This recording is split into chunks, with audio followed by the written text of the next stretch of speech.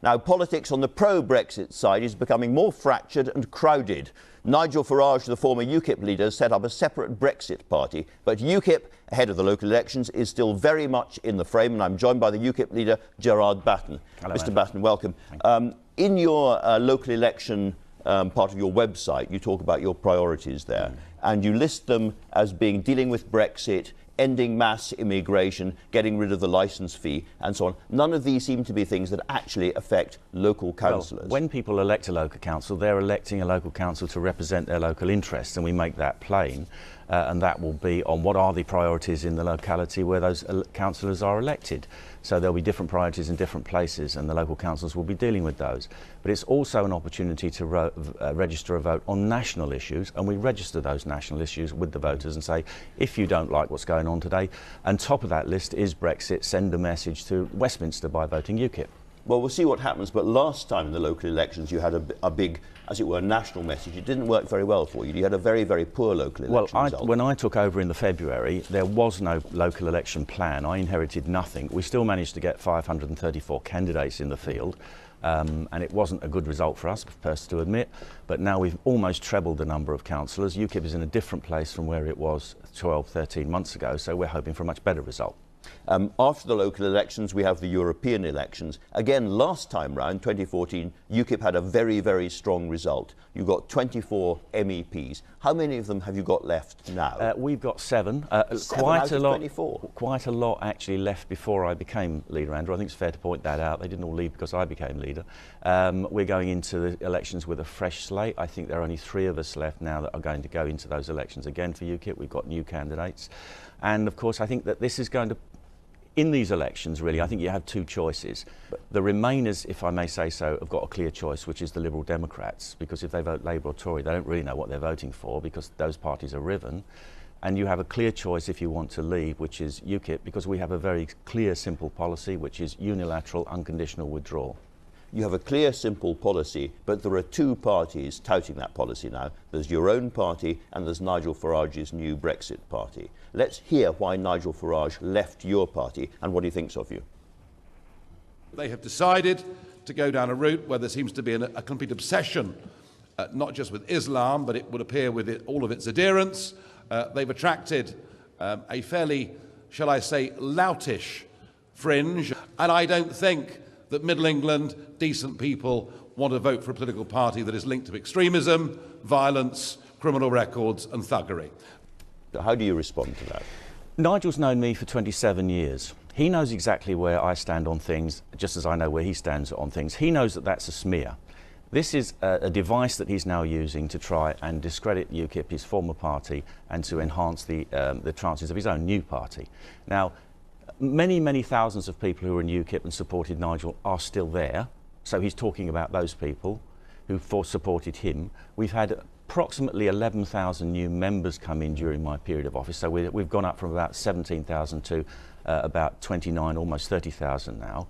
And what I'm getting back from my local branches and activists are these the ordinary, decent people who support what we stand for and want to help us in what we're doing. See, what he's saying, Andrew, is a complete smear. What he says is that in policy terms, there's not much that divides you, but it's about people. And the reason he's saying that is because I'm going to give you an example of Carl Benjamin, who's one of your leading MEP candidates. And he's somebody, a very, very controversial figure online and all the rest of it. He emailed or texted a Labour MP saying he wouldn't even rape her. I think this is the kind of person that you're making an MP. I think that this was satire, and he was actually trying to draw out other satire. People. He is a free speech. He's a classical liberal, actual Carl Benjamin, if ever you have him on and interview him. He's precisely the kind of person that Nigel would have liked in the party when he was leader, because he can open up access to us on social media to all kinds of people that we now want to move out, we now want to reach out to. Let's just pause on this. He tweets to a Labour MP, "I wouldn't even rape you." How is that satire? Well, I don't know the exact context of that, and I certainly don't condone any remarks like that. But he is not a bad person, as he's trying to be portrayed. He sounds like any other party would have kicked him out, and you've made him your lead MEP candidate. He is a proponent of free speech. That was in the context that he said it was satire against the people he was saying it about. He wasn't actually making a literal statement. All right, well, let's turn to Stephen Yaxley-Lemon, who likes to call himself Tommy Robinson. I wondered how long it would take, but you got there. Well, this is how long it's taken. Yeah. You've appointed him as an advisor. What are his qualifications? He's not allowed to join UKIP. What are his qualifications for the UKIP leader's advisor? I'm glad that you made that point, that he's not a member of UKIP. I have lots of people who advise me, some of who are not members of UKIP. I asked him to advise me on prison conditions and the grooming gang issue. He certainly knows why. Well, because it was something that the grooming gang issue is a particular one that we were interested in. Unfortunately, he hasn't been able to do a lot of work because he's had quite a lot of pressures on him personally lately. But what he wanted to do, and what he's been prevented from doing over the last year, is actually looking at not the offences themselves and who was responsible, but who covered it up. And I think this is a very important story that he was going to help us with. He is seen by many people as a figure of the far right and a dangerous man. Nigel Farage says, I believe Tommy Robinson is entirely unsuitable to be involved in any political party. His entourage includes violent criminals and ex-BNP members. This is coming from a man, Nigel Farage, who employed an ex-member of the National Front for several years. Now, he takes the view that that gentleman is no longer associated with that, therefore it's okay for him to actually be a member and be employed by UKIP. Okay. And I take the view that Tommy Robinson is not far right. If you had him on and interviewed him yourself and asked him for his views, you would find out that he doesn't have far right views. And he's somebody that can give me some information and research that will be useful to me. And if he ever becomes a member of UKIP, that will be subject to a vote of all the UKIP membership. Well, he's clearly not here to answer for himself. Let me ask about your views. Do you hate Islam? I do not like the ideology, the literalist interpretation of Islam. Certainly, I don't like it. You called it a death cult. That's right.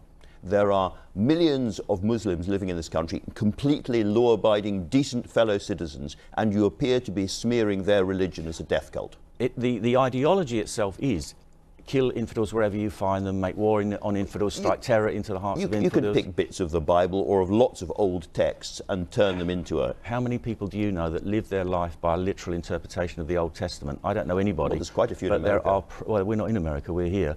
And I know lots of people in this country who do take a literal interpretation of Islam. And I think that's the worrying thing. The people who are nominally Muslims, and I know plenty of them, and we've actually got a Muslim on our candidate list in the European elections, they are not a problem because they do not propose the literalist, fundamentalist interpretation of the religion. But if I was a Muslim British subject, which I'm not, I would think about things like you calling for a ban on mosques, which you've done as well. What I've said in the past... This is a man who doesn't like my religion. What I have said in the past is that we should not allow planning permission for mosques until they allow planning permission in Islamic countries for churches, Hindu temples and other forms of religion. For example, in Saudi Arabia and other Islamic countries, they don't allow that. Why don't they allow it? They don't allow it because it says they mustn't in the Quran. And why should we tolerate people to do something in our country which they don't tolerate other people to do in theirs? So I think the charge against you is that you have taken what was quite a party with lots of different views in it, but everybody agreeing that we wanted to be outside the EU, a wide-ranging party, and you've turned it into a party which seems to be obsessed by a small number of issues. And that's why Caroline Jones, former UKIP leader in Wales, for instance, has said, the party's changed beyond all recognition. I felt UKIP was becoming more like the BNP under your leadership. Well, that just isn't true. The one thing that does unite our party, of course, is that we all want to leave the European Union. There are lots of people in it with different views. We do have people with a Conservative Party background, Labour Party background, or were never part of a political party before background. We have a full manifesto of policies, which you can get from our website. And we are a democratic party. We always have been a democratic, non-racist party. That's always been in our constitution. That's exactly the way we're going to keep it. But it's very odd in this day and age where you get called far right when what you've spent the last 25 years trying to do is to return government to our country by our own democratically elected parliament, under our own government, under our own constitution and laws, and yet you get called names for doing that. All right, Mr. Batten, thank you very much indeed for talking to us.